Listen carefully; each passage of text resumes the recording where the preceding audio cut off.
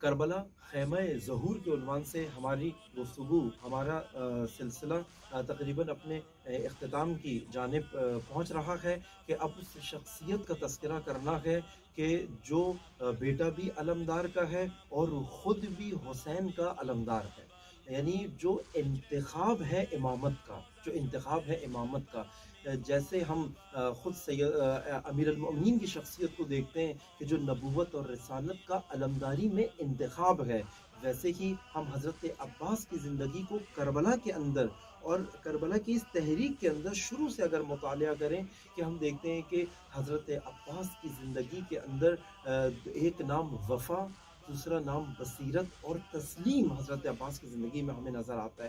اور اگر ہم اس شخصیت کو زمانے کے امام کے ناصر کی حیثیت سے دیکھنا چاہیں اور آج کے زمانے کے امام کو آج کا عباس، آج کا وہ ناصر، آج کا وہ علمدار دیکھنا چاہیں تو میں چاہوں گا کچھ تذکرہ ان شخصیات کا بھی یہاں پر ہو کہ جو ہم آج کے زمانے میں دیکھ پا رہے ہیں کہ زمانے کے امام کی نصرت میں جنہوں نے علمداری کی ہو، اور حضرت عباس کی اس سیرت کو ہم وہاں سے لینا چاہیں کہ ہم کیسے اس سفر کو کر سکتے ہیں، طے کر سکتے ہیں اور شروع کر سکتے ہیں کہ جو حضرت عباس کی زندگی سے ہمیں ملتا ہے۔ کسی بھی شخصیت کا کمال اگر دیکھنا ہے تو یہ دیکھیں کہ امامت نے اس کے بارے میں کیا کہا ہے، اور ایک نہیں کئی لوگوں نے کیا کہا ہے۔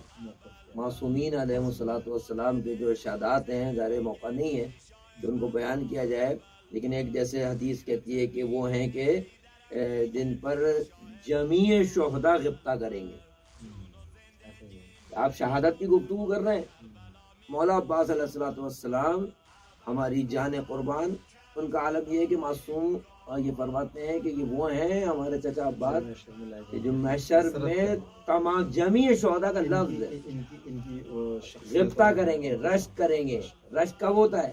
پیچھے رہ جانے والے رشک کرتے ہیں نا، پیچھے رہ جانے والے رشک کرتے ہیں کسی آگے نکل جانے والے سے۔ کیوں ایک مرحلہ آگے بڑھے؟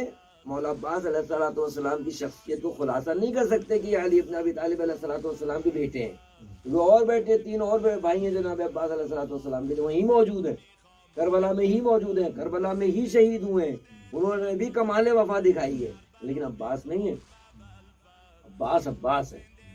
عباس کے پشت پر امیر المؤمنین کے نماز شب کے قنوت ہیں، یعنی عباس کی تیاری امیر المؤمنین نماز شب کے قنوت میں مانگا ہے علی ابن ابی طالب نے علیہ الصلوۃ والسلام نے۔ اس شیر کردگار نے کہا ہے جناب عقیل کو کہ مجھے ایسی خاتون چاہیے جو مجھے ایسا بیٹا دے کہ جو فارس ہو، جو شہ سوار عرب ہو۔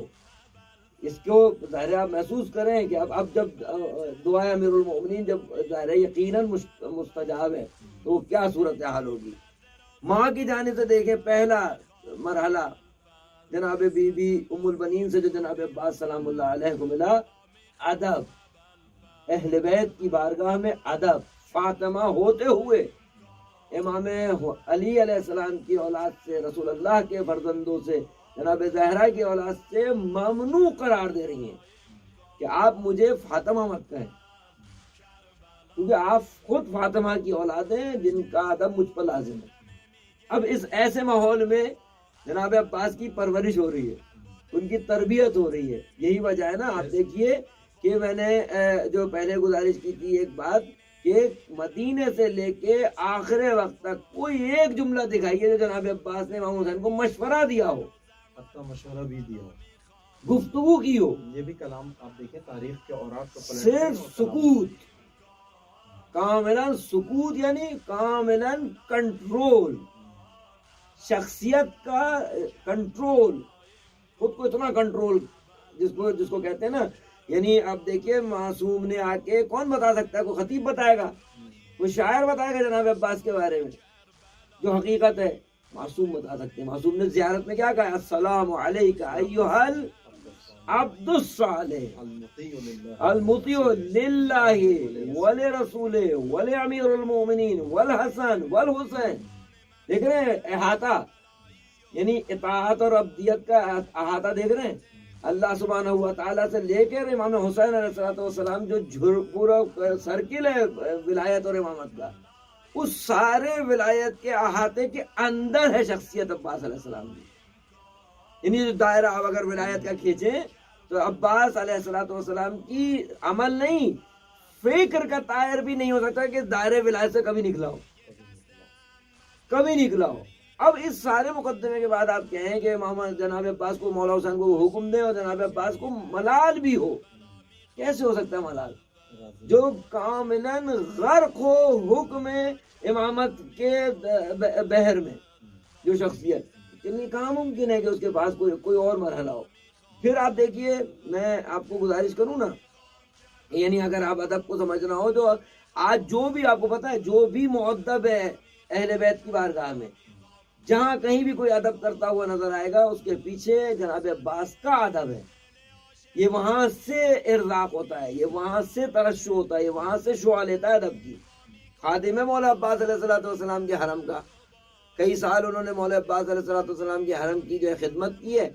فالج ہو گیا گھر پہ جو ہے نا استراحت کے لیے، اور کیا نام ہے اس کے لیے بیماری کی وجہ سے گھر پہ رہ گئے، کئی عرصے تو رہ گئے. تمام خدام نے ایک روز صاف کی حضرت عباس علیہ السلام کی، اس کی خاک جمع کی اور لے جا کے اس خدام کو دی کہ تم نے اتنے عرصے حضرت کی خدمت کی ہے، اتنا ادب کیا ہے تم نے حضرت کے ذریع کا، تم اس خاک کو اپنے بدن پہ ملو، انشاءاللہ خدا بحق حضرت عباس علیہ السلام شفا دے گا. کچھ عرصے کے بعد پھر گئے تو اس کو صحت مند پایا اور اپنے بستر پہ بیٹھا ہوا ہے، اوپر کا سارا حصہ اس کا خدا نے جو ہے نا اس کو شفا دی اور سالم ہے. کہا اٹھو، کہا اٹھ نہیں سکتا، ٹانگوں پر میرے فالج باقی ہے. کہا خاک نے بقیہ بدن پر عمل کیا، اثر کیا، یہ بقیہ نچلے حصے میں کیوں نہیں کیا؟ کہتے ہیں کہ اگر میں یہ خاک وہاں لگاتا تو وہاں بھی اثر کرتی، اور تم نے کیوں نہیں لگائی؟ کہنا مجھ سے نہیں ہوا، جس سے سیکھا ہے ادب، مجھ سے نہیں ہوا کہ میں اپنے پیروں پہ زری کی خاک لگاؤں. تو یہ خادم جو مولا عباس کی زری کا خادم ہے، یہ اتنا مؤدب ہے. تب آپ سوچ سکتے ہیں کہ امامت کی بارگاہ میں خود عباس کتنے مؤدب ہوں گے، کیا عالم ہوگا ان کے ادب کا. خود یہ باقاعدہ موضوع ہے جناب عباس علیہ السلام کی شخصیت کا کہ آپ ان سے ادب سیکھیں، کیونکہ ادب سیکھنے کا فائدہ کیا ہوگا؟ اعتراض ولایت کے مقابلے میں ختم ہو جائے گا ذہن سے. ولایت کا کوئی فیصلہ آئے گا، کوئی حکم آئے گا، آپ کے ذہن میں موقف آئے گا، آپ کے ذہن میں اعتراض ایجاد ہی نہیں ہو سکتا اسی ادب کی وجہ سے.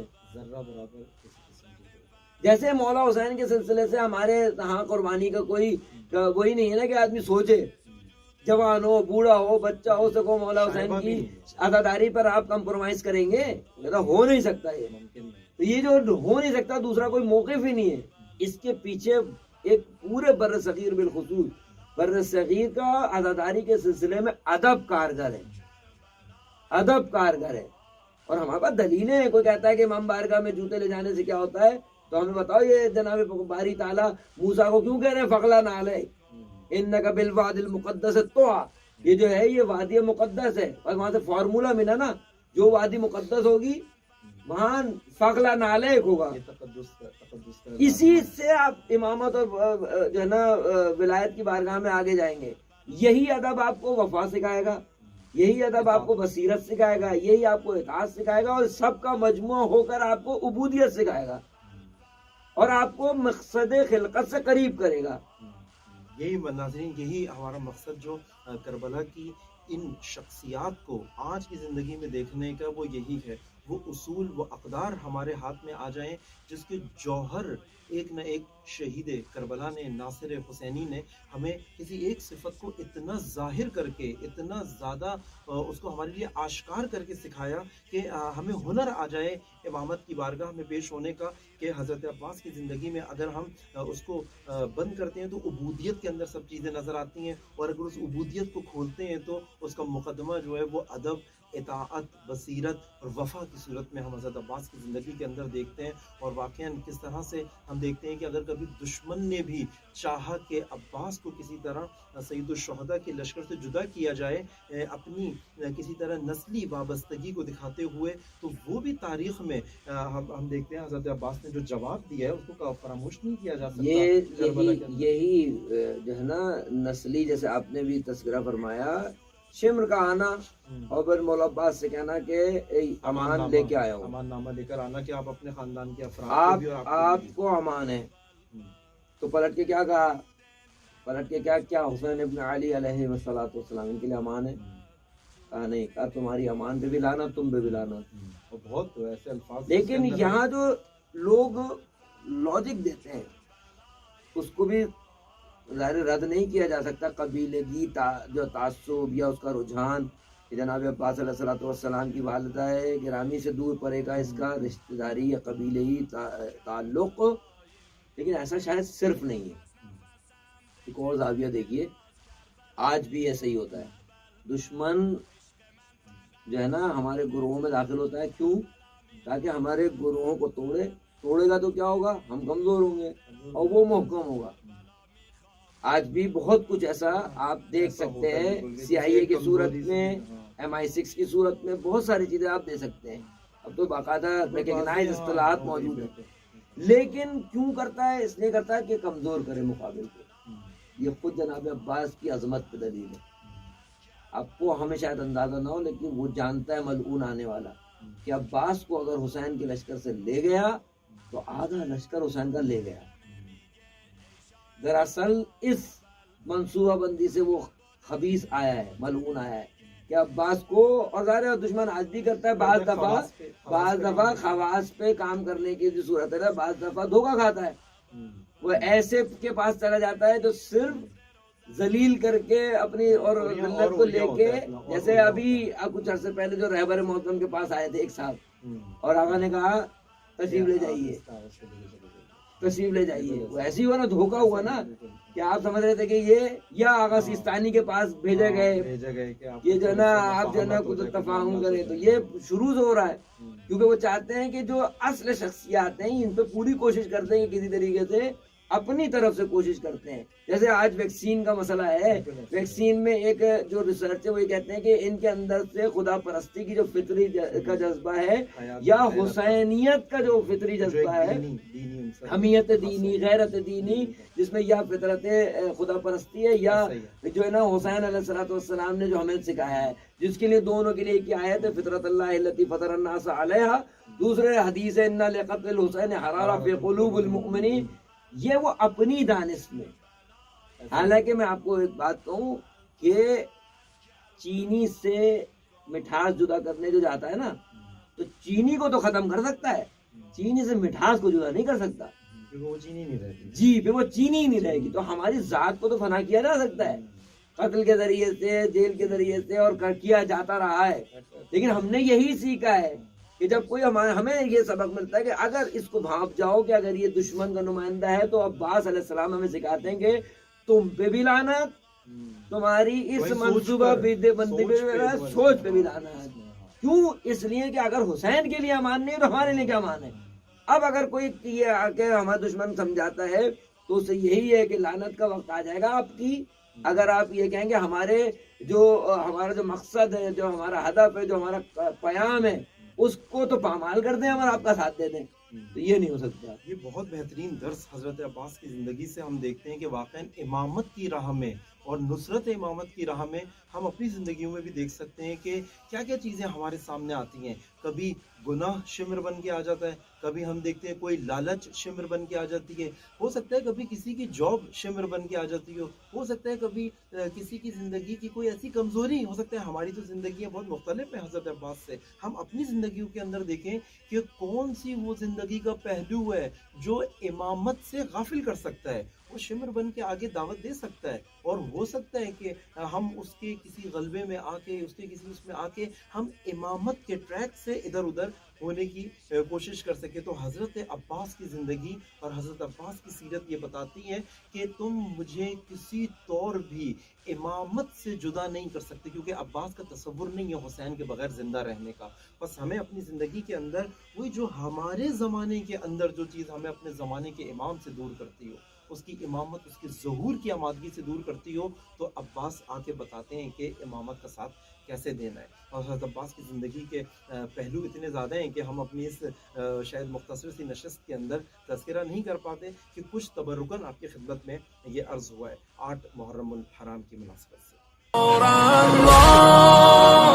يا ابن الزهراء صار الضوء يا ابن الزهراء صار الضوء يا ابن